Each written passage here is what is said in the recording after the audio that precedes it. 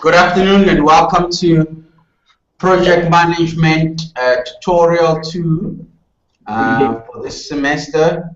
Thank you so much for joining us and thank you for your patience as we're working out through technical difficulties today. So you have been merrily reading through chapters 1 to 4 as part of Unit 1 and Unit 2 of Project Management. And so you've learned summarily about what a project is, what a project initiation plan looks like. You've learned through what setting up projects and working through the definition of what a project is, how to engage stakeholders. You have looked at how a project strategically links with an organization. You have looked at why a project usually sits outside in some organization of the normal structure of an organization.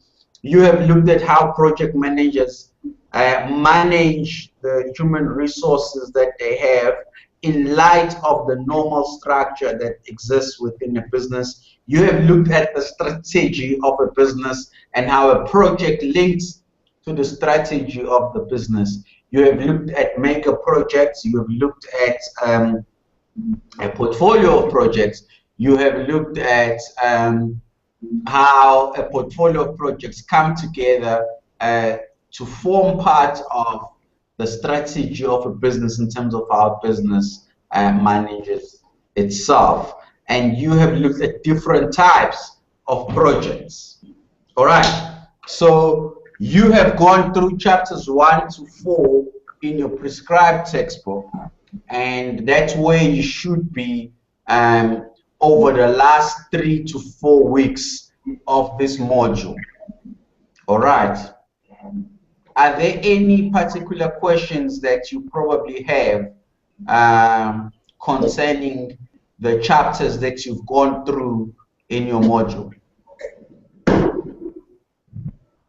All right. So my job is just to highlight some of the major concepts that you will have encountered, summarize a little bit, and go through some other concepts that you might be probably confused by.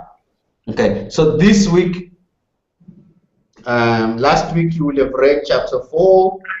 Hopefully this week you're going through chapter 5 and asking yourself some questions. So I am recommending that you use the project management, not the module outline, but I have also put on Funda for you. I have put the, how do you call it, the e-learning guide. Okay, so use the e-learning guide as a way of helping you summarize and digest some of the concepts. So you will see that in the e-learning guide, there will be some questions for you to consider that ask you about the core of what you have just read in a particular chapter. So that should be very helpful for you in terms of looking at possible questions that you might encounter in a test or in an assignment as you read through some of these things. Okay, so I put up a case for you for this module, and I hope you have been able to go through some of that and hopefully have submitted your case. All right, so let's go through some concepts now in chapter 5, and hopefully it will just work to summarize some of the things that you have done already. I'm hoping to to go through this and be able to do this pretty quickly and be done before 2 o'clock. Okay, so you can stop me anytime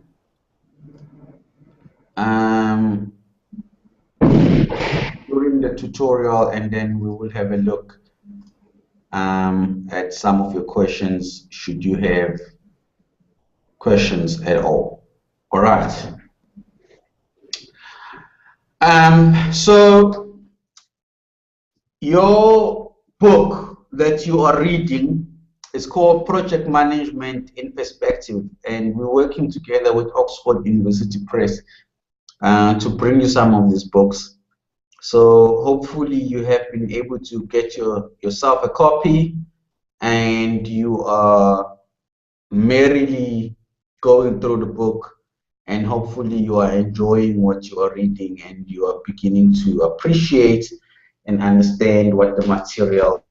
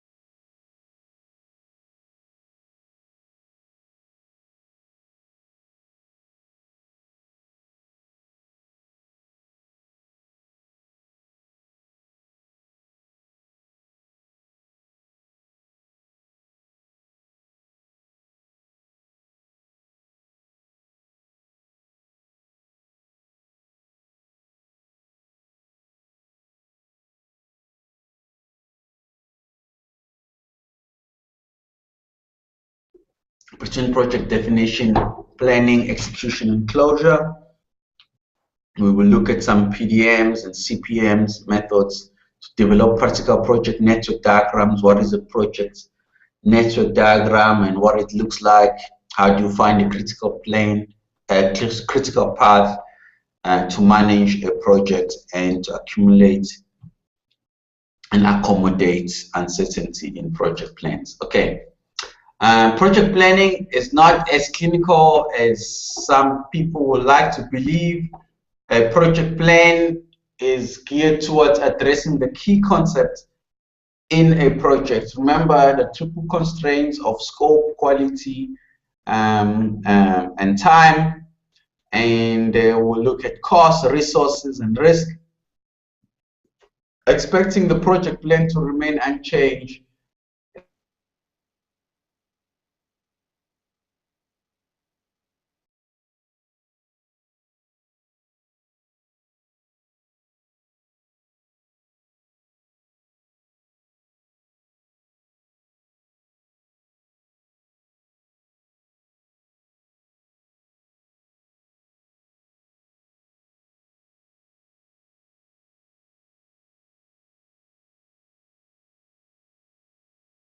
scope statement, the work-based schedule, and the OBS that form the basis for the planning efforts. All right.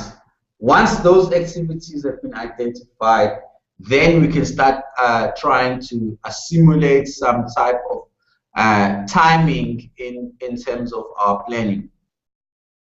All right. So I'm just going to keep going here because we don't have a lot of time, and our video keeps being interrupted. So once a preliminary schedule has been developed, the risks can be assessed and the early steps adapted as appropriate. Resource availability is used to constrain the schedule. Okay, so that means that instead of time, we use the resource-based planning as the major constraint. We could use time as a major constraint, but in this case, we plan to use the resource availability as a schedule. So we'll see how those work out as we continue. The baseline plan is used as the basis for executing, monitoring, and controlling the project. So the baseline is basically the plan, the initial plan that we decide that, okay, this is what we will base our project on. And then as things changes, the baseline moves around because of the uncertainties that could come into a project.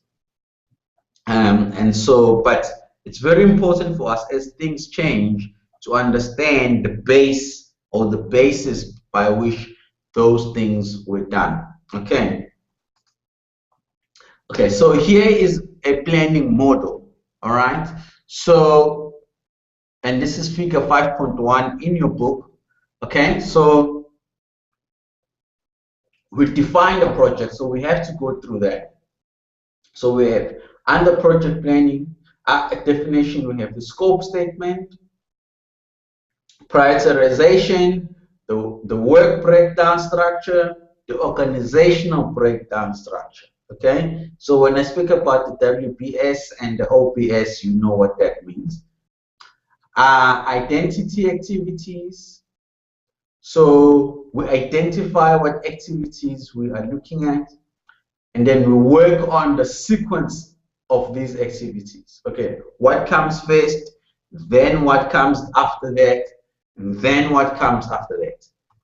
And then we sort through, we allocate durations. Okay, so task A is going to take 5 days, task B is going to take 2 hours, task C is going to take 2 days, task D is going to take so long, and so on and so forth. And then we estimate the resources that are required. So we say, well, we have 7 resources to complete task A. We need 6 of those resources to complete task B. We need 1 resource to complete, etc., etc. So we allocate the time and the resource to each activity. Okay, so obviously there's some work that needs to be done to check resource availability at each stage. All right. So, but once we have the duration and the sequence of activities, the sequence of activities tells us A comes after C, and then after C comes D, and after D comes E, and then we can do D. All right. So, but we will have a look at that just now. Develop the preliminary schedule and see.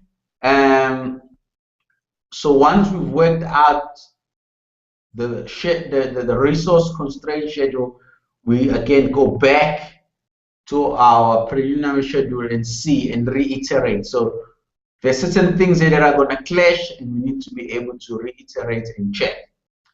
But once we have checked and everything looks to be fine, we then need to assess the risk in this, and then we need to adjust our plan for the risk that could be involved in this project. Okay, so we might say, look, we're building a road, it's going to take 5 months, and we need 100 men to be involved, 1 engineer and 3 supervisors, right? And we're working Monday to Saturday, and the road will be finished in 6 months' time.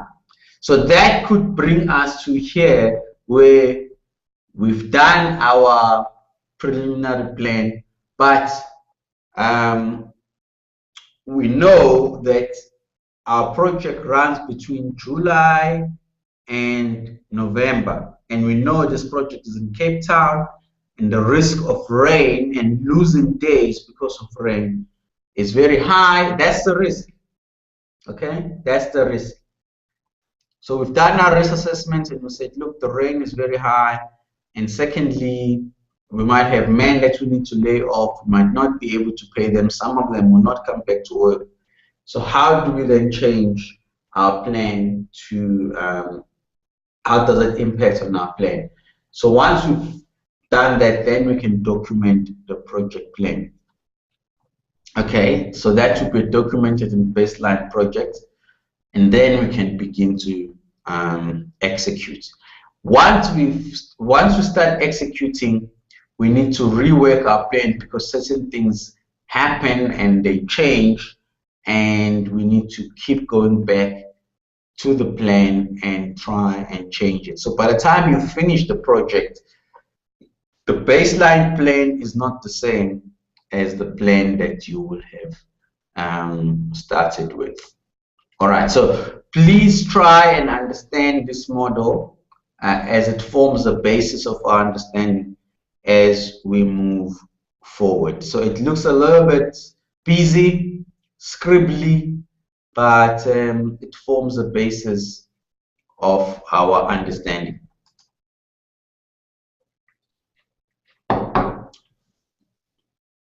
Okay. So identifying the activities, as we've spoken here, identify the activities, is aligned to the level of planning the project manager is engaged in.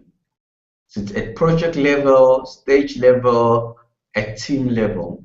Okay. The sequencing of the activities, remember, this is now we're talking about that part. The precedence on the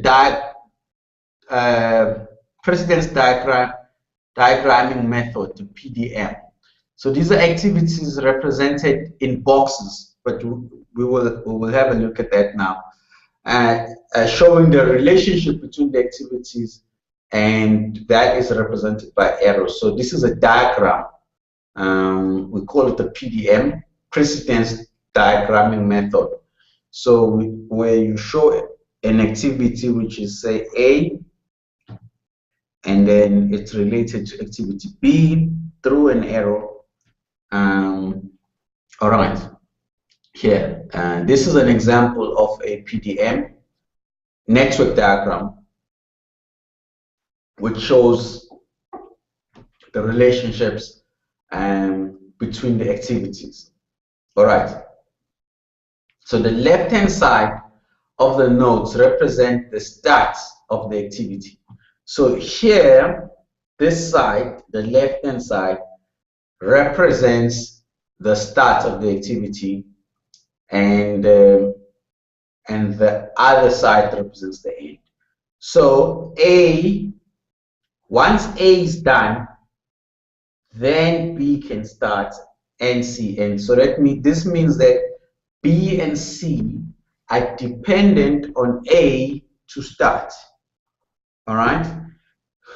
C and B are not related and therefore don't require each other for the other to start. So that means that they can happen at the same time. All right. D, E, and F are dependent on B.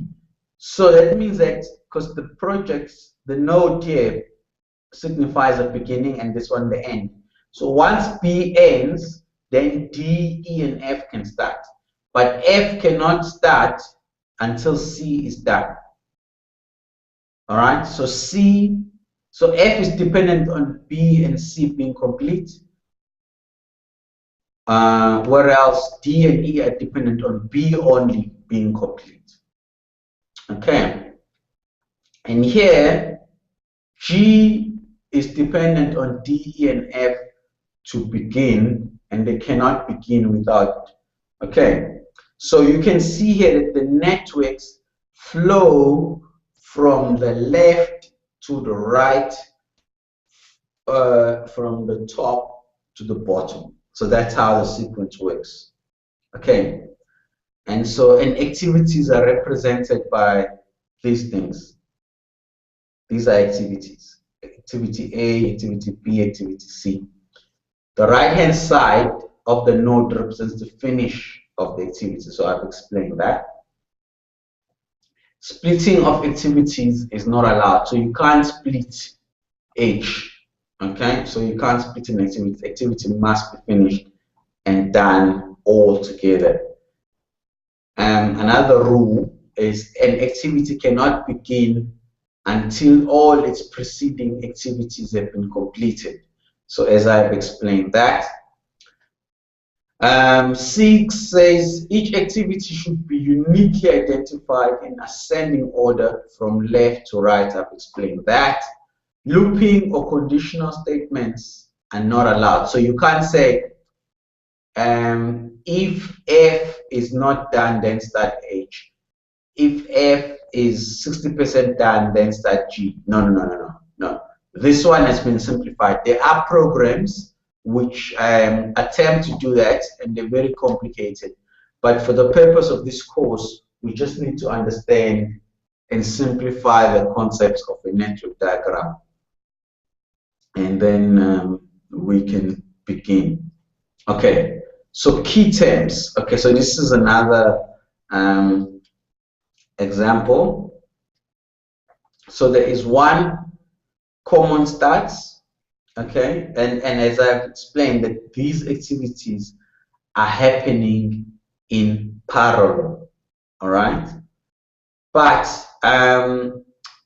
in this diagram, we have already identified the critical path.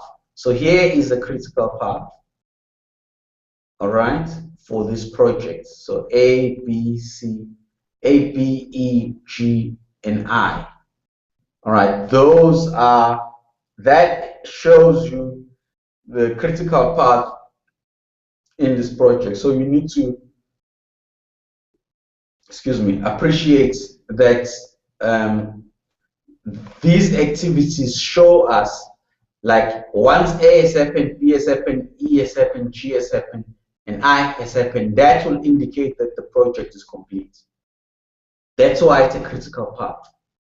So that is our guiding light as we do this project. Why is it a critical path? Because C happens at the same time as B, and D and F happens at the same time as E. H happens at the same time as G. All right. So therefore, that path is a critical path for this project. Okay. All right. So this shows the types of relationships that we have. So this 60% just shows the percentage completion. So that's something that is also possible, as I said earlier. But let's start from the beginning. Finish to start. So that shows activity 2 cannot begin until activity has been completed. So until activity A has been completed. If we write like this, shows that activity 2 can only begin once activity A has started. All right. And this one shows that activity 2 only finishes once activity 1 has been finished. And this one I've already explained. Okay. So we have here soft logic and hard logic. All right. So mandatory dependencies are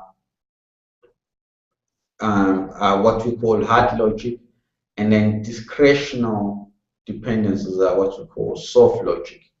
Okay. And then there are some other external dependencies. So that means that activities can happen or cannot happen until something outside of a project has happened. So like, we can't do activity G until we have permission from the executive director, or until we've had shareholder approval, or until SARS has given us approval. So those types of things are called external dependencies.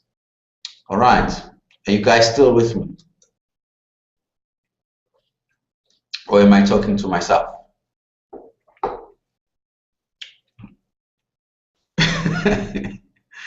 Are you sleeping now? All right. So what I'm going to do is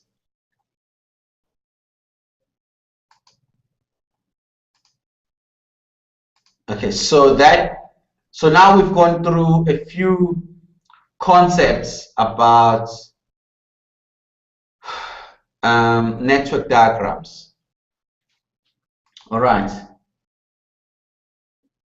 So there are 4 questions you need to ask yourself in developing the preliminary schedule.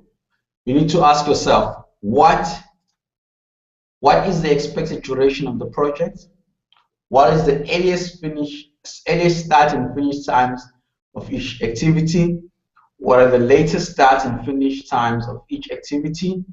That will not interfere with the project duration, the critical path, and then, so let's look at the class example now. So here we have a filming,